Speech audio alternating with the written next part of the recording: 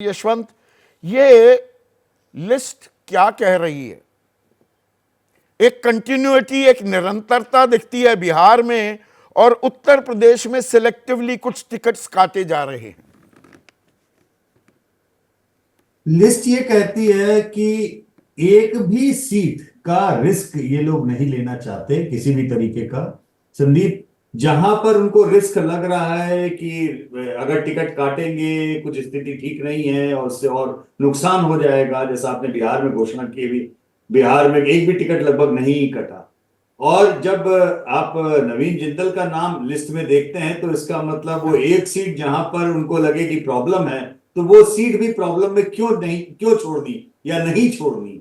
तो एक्चुअली में इस ये वैसे वैसा सत्य सा हो गया है संदीप, जिसको हर तरीके से देखें तो अलग अलग तरीके से दिख रहा है। मतलब एक क्रिटिक की निगाह से देखें तो मुझे लगता है कि इवन बीजेपी का जो बहुत बड़ा समर्थक भी होगा वो भी कहेगा कि भाई कोई तो एक लाइन खींचो ना, किसको टिकट देना है किसको नहीं देना है।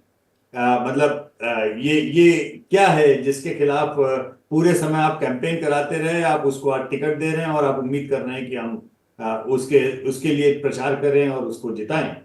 एक तरफ तो ये वाला हिस्सा है, दूसरी तरफ हिस्सा ये है जो अगर आप एक विश्लेषक के निगाह से केवल देखें और ये सोचें कि भाई एक एक सीट का हिसाब किताब करके टिकट दे रहे हैं, और जो भी उन्होंने अपने लिए लक्ष्य रखा है 370 या 400 का, उसमें किसी भी सीट की कोई गुंजाइश नहीं छोड़ रहे हैं जीतने के लिए।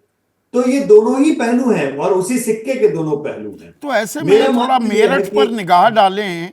अरुण जी गोविल दशकों पुराना वो सीरियल था जिसमें भगवान राम का वो किरदार निभा रहे थे, और मेरठ से उतारना 22 जनवरी को अभी प्राण प्रतिष्ठा तो हुई थी, जी। और और राम अरुण नाम की गोविल, गूंज थी। वो गूंज क्या थम गई या मध्यम या देखो, धीमी हो गई, और उसे याद हाँ, दिलाने की फिर से कोशिश कर रही है बीजेपी। मुझे लगता है कि रामायण की स्टार कास्ट में केवल अरुण गोविल ही रह गए थे, क्योंकि सीता का रोल निभाने वाले और रावण का रोल निभाने वाले जो किरदार थे वो तो, और कृष्ण का रोल निभाने वाले जो किरदार थे, ये तो एक्चुअली 98, 99, 2004 में ही बीजेपी के टिकट पे लड़ चुके थे हाँ, संदीप, केवल।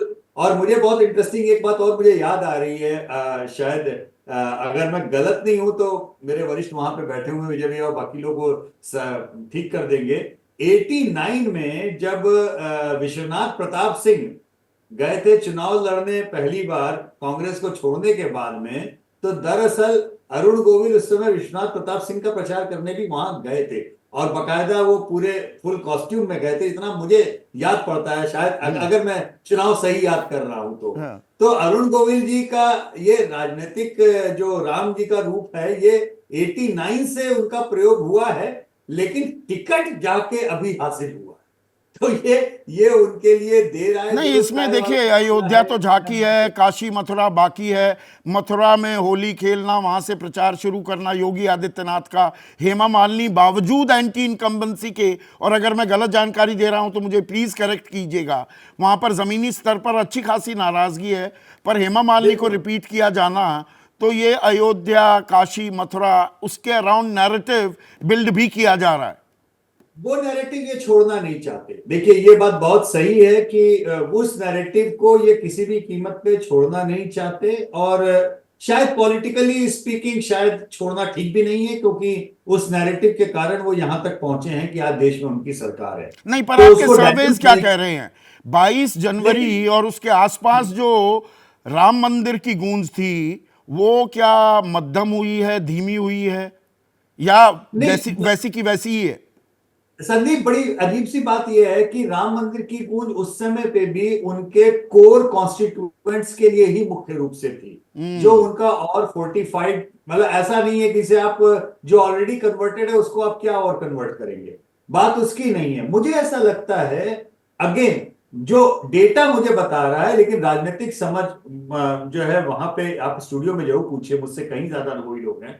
डेटा मुझे ये बता रहा है कि जो कन्वर्टेड है वो ऑलरेडी कन्वर्टेड है, लेकिन 10 साल के शासन के बाद में संदीप जो एक लेथार्जी, थोड़ी उदासीनता, थोड़ा ओवर कॉन्फिडेंस, इन सब का एक मिश्रण बनता है, और वो मिश्रण घालमेल जो है वो दरअसल घर बैठने का भी कभी कभी बन जाता है। मुझे ऐसा लगता है कि बहुत सारी कवायद इसमें केवल इसलिए भी हो रही है इंक्लूडिंग द अयोध्या के बाद की जितनी सिमरिंग है, कि कम से कम हमारा कोर जो है कॉन्स्टिट्यूएंट वो घर ना बैठे, घर से बाहर निकल के वोट डालने जाए, टर्नआउट मैनेजमेंट तो की भी मतलब कवायद है। उत्सुकता भी बनी रहे, वो जागरूकता भी कायम रहे, वो उत्साह भी कायम रहे। जैसे ही घड़ी का काटा दोपहर 2:30 पे आए, बबीता जी का दिल सास बहू साजिश के लिए मचल जाए। और ये है इनकी बहू, पूरे दिन ऑफिस की टेंशन हो जाए गॉन जब ये करें अपना फेवरेट शो फ्री टाइम पे ऑन। इनकी तरह आप भी देखिए अपना फेवरेट शो अपने टाइम पर और डाउनलोड कीजिए एबीपी लाइव ऐप अपने स्मार्ट टीवी पर।